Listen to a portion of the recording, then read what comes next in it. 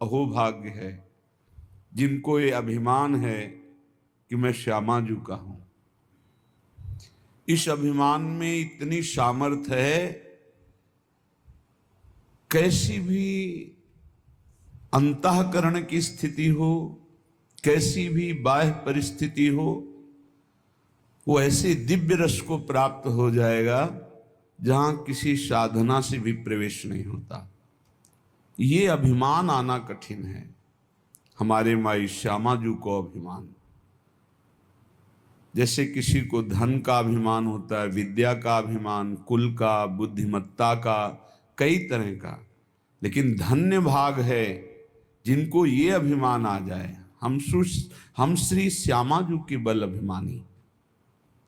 श्यामाजू का अभिमान आ जाना ये परम पावन अभिमान है, ये त्याज्य नहीं है। जैसे गोस्वामी जी कह रहे, ये अभिमान भूल कर भी हमारे हृदय से कभी ना जाए। ये भरा रहे कि सियाराम स्वामी हो, मैं उनका सेवक, अस अभिमान जाई जनि भूरे, मैं सेवक रघुपति पति मोरे। मैं सेवक रघुपति पति मोरे।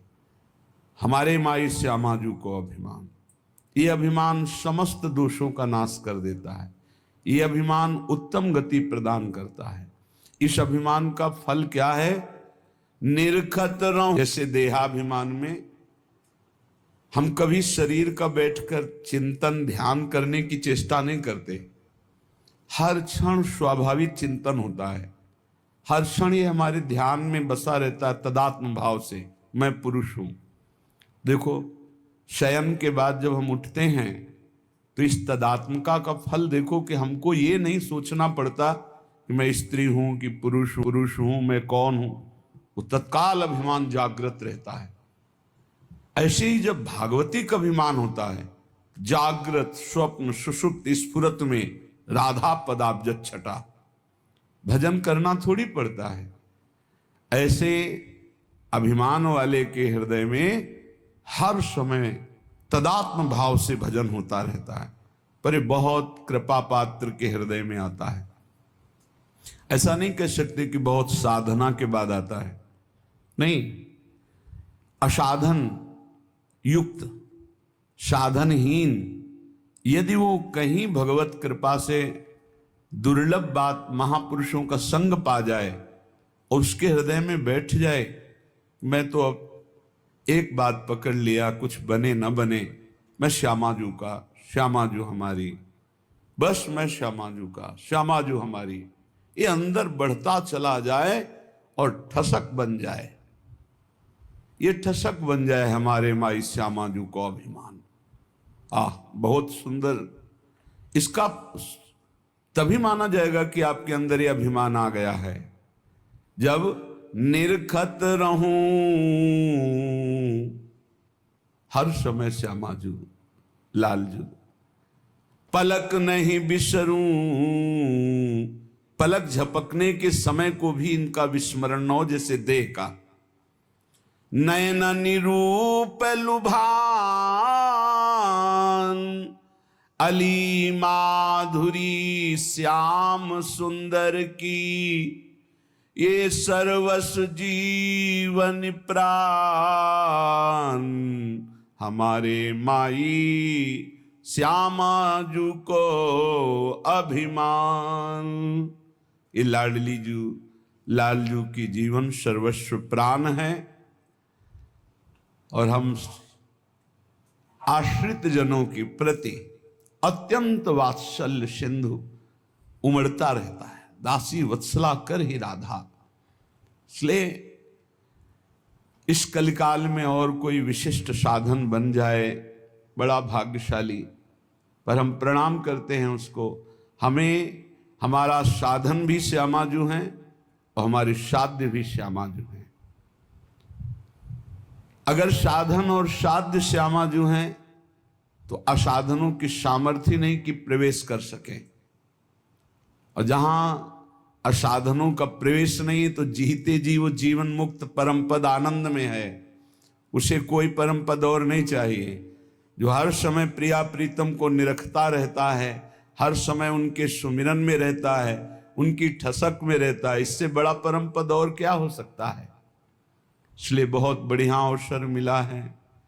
श्री श्यामा श्याम के हेतु की कृपा से जो मानव देह की सार्थकता का स्वरूप है वो हमें मिल चुका है। श्री धाम वृंदावन का आश्रय, रसिकों का संग, परोपकार की भावना, निरंतर नाम जप, ये सबसे ऊंची स्थिति में पहुंचा देगा।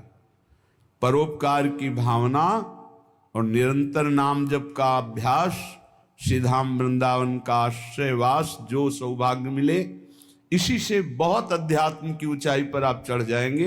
अन्य स्पर्श मत करो, अन्य साधन स्पर्श मत करो, इसी से आप आगे बढ़ जाओगे। सब साधनों का फलीभूत साधन है। जैसे नौ भक्ति में जो नवी भक्ति आत्मसमर्पण है, वही यहां कही गई है। यहां से प्रारंभ, हमारे माई श्यामाजू को अभिमान, हमारे माई श्यामाजू को राज। यहां पूर्ण आत्मसमर्पण है, पूर्ण प्रपत्ति है, पूर्ण शरणागति है। जहां आत्मसमर्पण हुआ तो पाई रस भक्ति गूढ़ जुग जुग जग दुर्लभ भव इंद्रादि विधि। ये बड़े बड़े ईश्वर कोटि के लोगों को भी जो प्रेम लक्षणा भक्ति दुर्लभ है वृंदावन नित्य विहार रस की, वो राधा किशोरी के चरणों में आत्मसमर्पण करने से पाई रस भक्ति गूढ़ जुग जुग जग दुर्लभ भव इंद्रादि विधिम आगम अरु निगम पुराण अगोचर सहज माधुरी रूप निधिम। ये आगमों में, निगमों में, पुराणों में जो अगोचर रूप माधुरी है, वो बहुत सावधानी पूर्वक अपने अहम को केवल श्री जी के चरणों में समर्पित करना है। श्रीपाद प्रबोधानंद जी महाराज कह रहे हैं, वृंदावन मैं कैसे महामहिम वृंदावन की महिमा का वर्णन करूं, पार नहीं पा रहा हूं। अगोचर महिमा है। ये पुरुषोत्तम प्रभु श्री कृष्ण को और लाडली जू को अपने अधीन किए हुए है, इसकी कितनी महिमा वर्णन करूं। जो अखिल कोटि ब्रह्मांड नायक परम पुरुष प्रभु श्री कृष्ण और उनके हृदय का मूर्तिमान प्रेम प्रियाजू, इनको अधीन किए हुए हैं, फिर कैसे वर्णन करूं।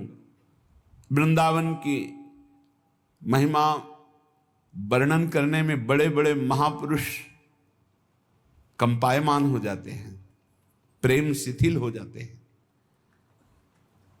क्योंकि एक शोभा हो तो देखकर वर्णन करे, प्रतिपल नवम नवम शोभा।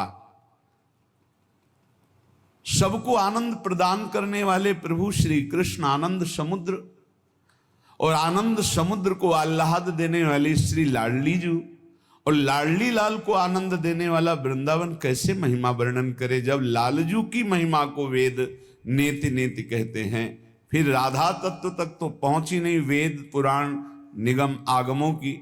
फिर ऐसे श्री किशोरी किशोरजू को अपनी शोभा अपने आनंद से लुभायमान किए हुए है, ऐसे महामहिम वृंदावन का कैसे वर्णन करूं। अत्युन्मद महाप्रेम रस सारई सुसंभृतम आत्मवत स्वीय सकल भज वृंदावनम बनम। यहां वास मात्र से अत्यंत उन्मादकारी प्रेम प्रकाशित हो जाता है। वास मात्र से अत्यंत उन्मादकारी प्रेम प्रकाशित हो जाता है। यहां खग मृग पशु पंछी जड़ चैतन्य जितने हैं, ये आत्म स्वरूप है, ये भगवत स्वरूप है। यहां व्यवहार की सत्ता नहीं है, यहां परमार्थ की सत्ता नहीं है, ये प्रेम की सत्ता है। यहां सब प्रेम में है, इसलिए किसी से भी ऐसा कोई व्यवहार न बने जो सांसारिक हो, जो लौकिक हो, जो अपराध भावना प्रस्तुत कर दे, हृदय को मलिन कर दे। ये देखो क्या कर रहा है, ये क्या कर रहा है, ये सब प्रेम में है। अत्यंत उन्मादकारी प्रेम वास मात्र से प्रकट हो जाए, ऐसा महिमा है वृंदावन की। पर हम यहाँ के जड़ चैतन्य में दोष दृष्टि करके अपने हृदय को कलुषित करते रहते हैं। इसीलिए श्रीपाद कह रहे हैं, सब वृंदावन नामक वन में जो भी विराजमान हैं, ये सब आत्मस्वरूप है। जैसे सेवक जी कह रहे आत्मा हरिवंश प्रगट परमानंद, तो ये प्रगट परमानंद प्रदान करने वाले आत्म तत्व मूर्तिमान होकर जड़ चैतन्य नामक ये दिखाई दे रहे हैं। ये चैतन्य है, ये जड़ है, पर है वो आत्मस्वरूप। इतनी सामर्थ्य वो परमानंद प्रदान करने में समर्थ है। बस इनका अपराध न बने तो यहां वास मात्र से अत्यंत उन्मादकारी प्रेम प्रकट हो जाए।